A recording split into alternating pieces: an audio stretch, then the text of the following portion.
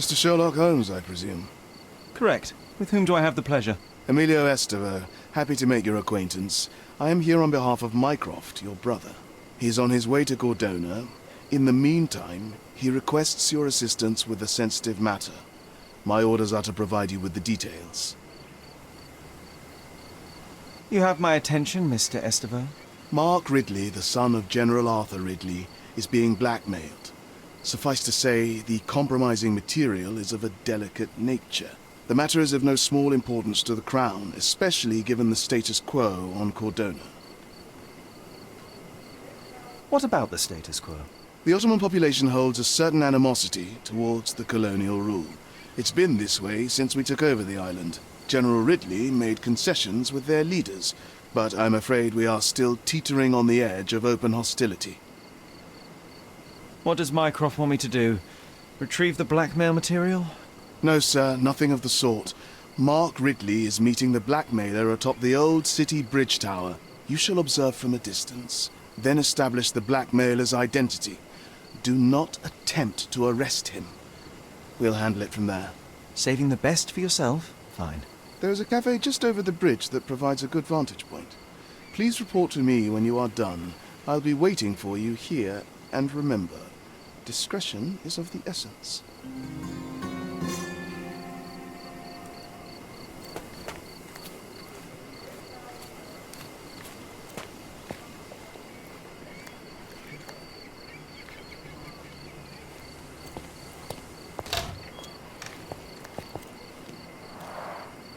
A bizarre object, and yet oddly familiar.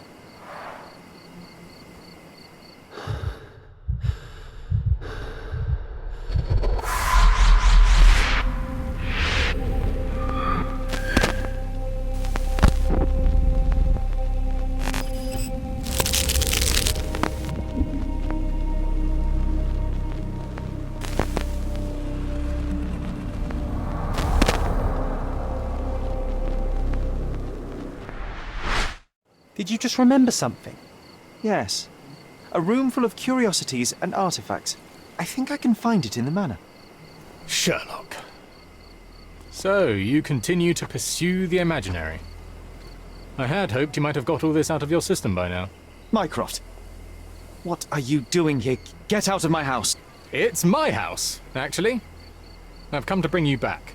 I have no interest in returning, let alone with you. I know you lied about Mother all these years, claiming she was merely ill, but she was unstable. She never had tuberculosis. She was not recuperating, but mentally deteriorating, and you never once thought to tell me. How dare you? I shall not indulge this petulant tantrum. You can just tire yourself out and then slink back to London with your tail between your legs. Just tell me everything. I'm an adult now. Show me the basic courtesy of an explanation. You know I will find out eventually. The goal was stability, and that's what you got. The right thing for everyone was to try and move on from her passing. The consequences of one's actions determines what is right or wrong. Yes, exactly. The ends justify the means. After leaving Cordona, Sherlock, you had a normal childhood. In London, I was able to support you, guide you, shape you into a fine and productive young man. You have so much potential, so much to offer society. But that's not the end. Now I found the truth, and it has shattered everything I knew about her, about you, and about myself. I feel unstable because of you. Your actions were not justified. Lying never is. Oh, grow up, Sherlock. It was a white lie which has as much use in the realm of the interpersonal as the international. It is time you come to accept that some things are bigger than yourself. Oh, you are full of it. You like to pretend you care about the big picture, but it's just an ego trip. You like knowing more than others. You like greasing palms and rubbing shoulders with the rich and powerful. You like having eyes and ears everywhere. The fact it helps the nation is incidental, because all you care about is yourself. It's true. I have agents everywhere, including Cordona. If you weren't so damn stubborn, you'd realize that means I'm only here for you.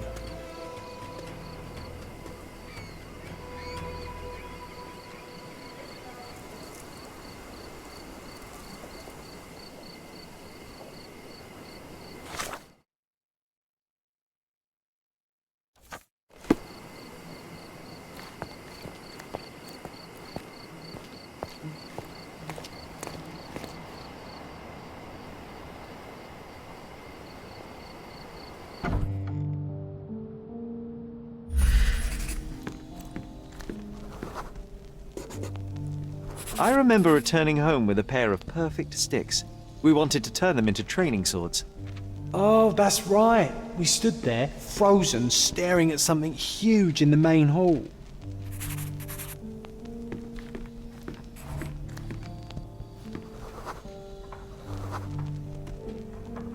It was a giant aquarium with a living mermaid in it. Impossible, it must have been something else. Oh, of course, that mortifying hoax presently taking up space in our front yard.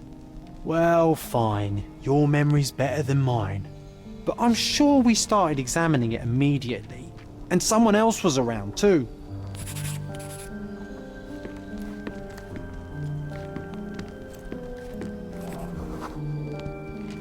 It was my mother. She asked what I thought of the artifact. You were really concentrating and holding something in your hand. I inspected it with a magnifying glass and was able to confirm it was made of two different skeletons. The mermaid was a fake. And so it was time to smash the thing. Your mother took a hammer and... Slow down, John. That's not how it happened. I remember other people joined us.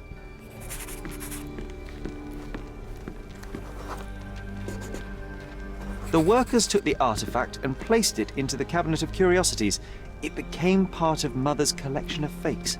She always said that the truth lies in the details. This mermaid helped me to learn that.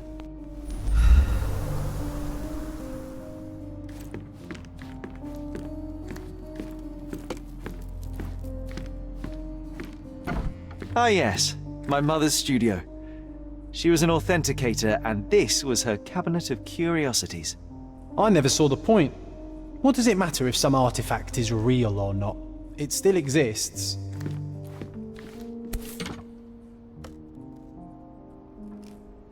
Another fake Holy Grail. Its owner claimed to be the heir of King Arthur. Scarcely believable.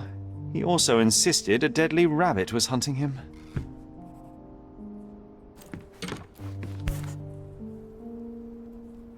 Watkinson and Holman, Chapter 1, by Wallace D. Oram.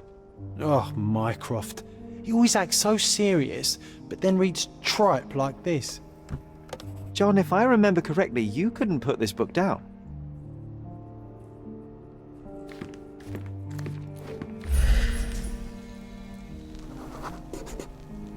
I remember this cozy blanket.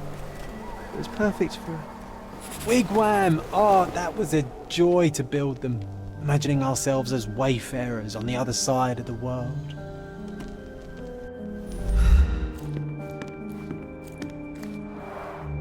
One of the most ridiculous fakes I ever saw. Its owner insisted it was a polar bear. He thought the white paint on the brown fur wasn't noticeable.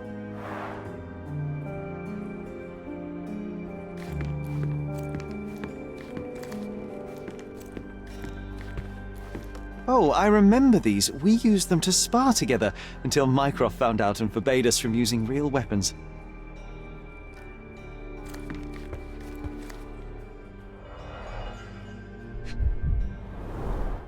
So many calling cards. Mycroft liked to keep useful people at hand. Reliable and driven. I recognize Mycroft's handwriting. Officer Luciano J. Placido.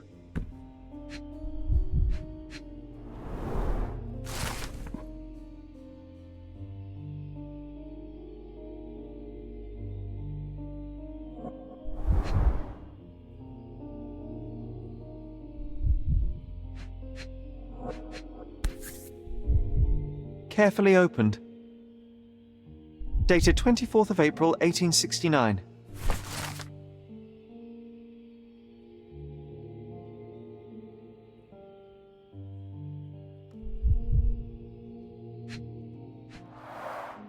This drawer was always closed. Only Mycroft knew how to open it. I remember we tried to break it open and spy on him, but alas, had no success. Maybe today's the day. Oh, Sherry.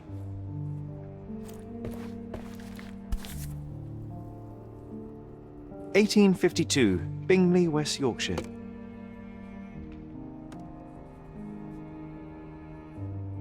This photo caused a lot of fuss. My mother spent some time to prove it was a fake.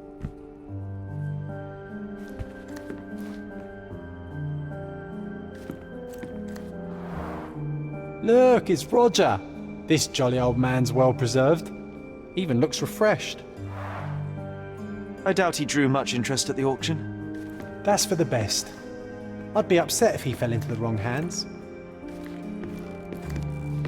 The so-called mummy of a Persian princess. The defrauders did good work, but missed one small detail. It's the mummy of a man.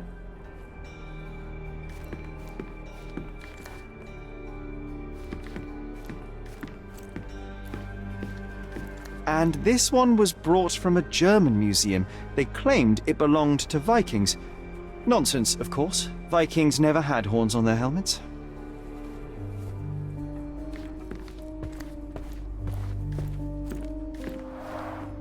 The full plate armour of Sir Robert Swanford. I was told my father won it in a wager. Armour is armour, but look at his sword. Oh, how badly I wanted to wield the blade. Maybe you take it instead of your pistol.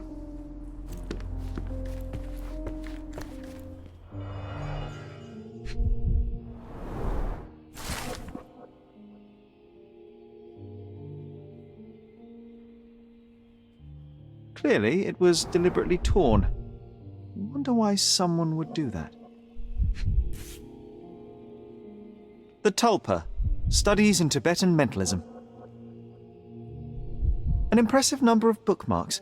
Someone was rather obsessed with this subject.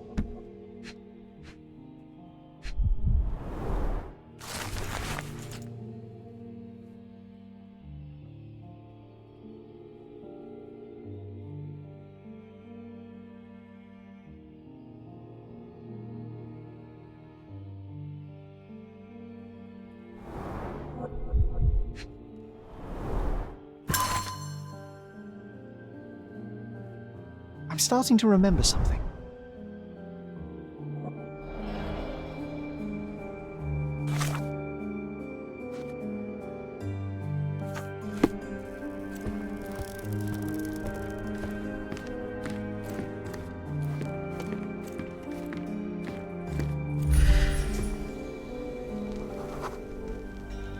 Ah, the memory comes back.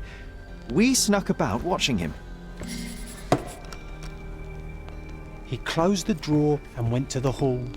We were like two shadows crawling behind him.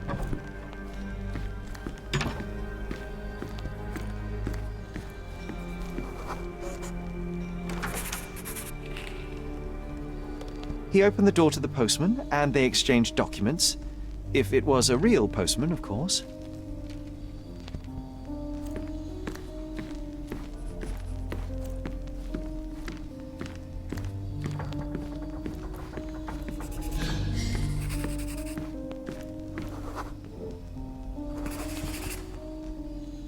The painting on the wall was slightly atilt. He stopped and straightened it.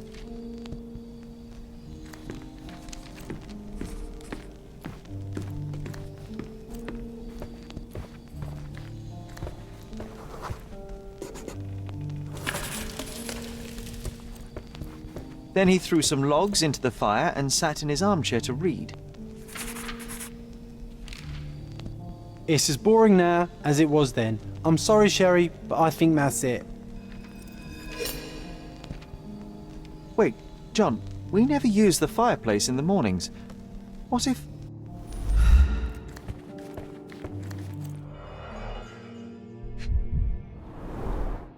A bit of juniper in the fireplace created a soothing atmosphere. It's the little things, isn't it? I think this is what we're looking for.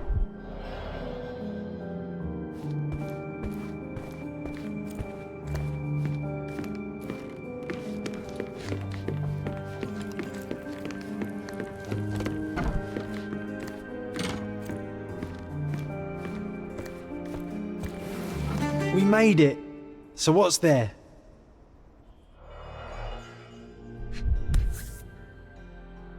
Gifted by Queen Victoria herself. Single malt whiskey, Mycroft's favourite.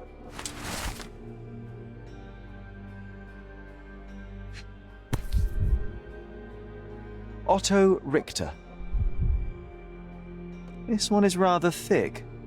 Mycroft can be truly dogged in his research.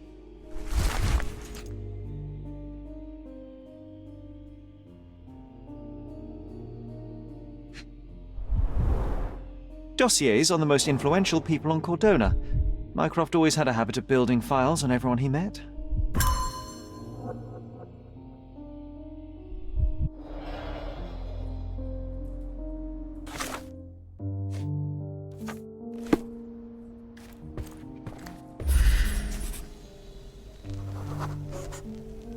I used this ladder to look at the top shelf, right? On the day of Mother's breakdown upstairs. Right you are, Sherry.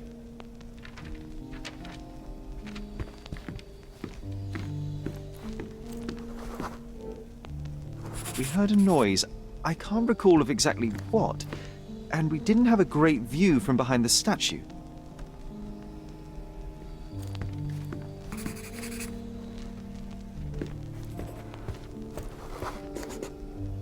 The books and papers from the table somehow ended up on the floor. Now it's coming to the surface. I feel it.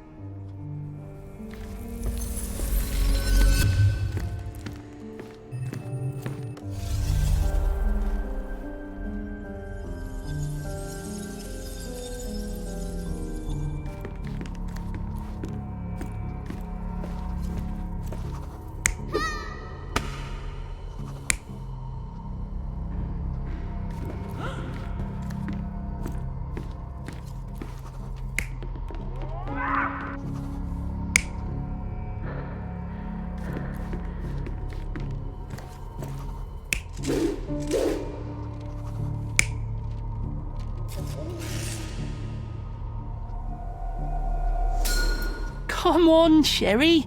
Let's go outside. Wait. Did you hear that? Come here, Sherry. You call this progress? Charlatan, amateur. I'm not letting you anywhere near my mother again. So there was a quarrel between them.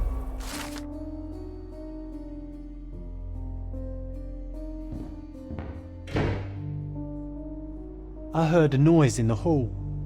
Let's check it out.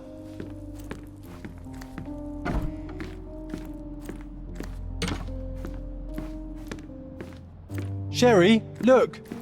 We've got a parcel here. Hurry up and let's see what's inside.